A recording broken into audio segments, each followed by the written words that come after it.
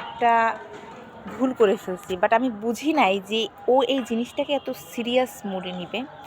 আজকে সকালে আমি ওর একটা লিপস্টিক মানে একটু দিতে নিছি, হঠাৎ করে ওটা আমার হাত থেকে পড়ে না কীভাবে যেন ভেঙে গেছে। তো আমি ওর ছোটো বোন, ও তো আমাকে মাফ করেই দিতে পারতো, বাট এরকম রিয়াকশনের কোনো মানে হয় না। ও আজকে সেই সকাল থেকে স্টিল নাও, এখন হচ্ছে বিকাল 4টা বাজে, স্টিল নাও ও আমার সাথে একবারও কথা বলে নাই। ইভেন আমি ওর সাথে কথা বলতে গেলেও আমাকে বারবার তাড়িয়ে দিচ্ছে। দেখবেন ওর অবস্থা। দেখ আমার এইসব একটু ভালো লাগে না, একটু না। আমি তো বুঝি নাই, তো কথাই বলবি না।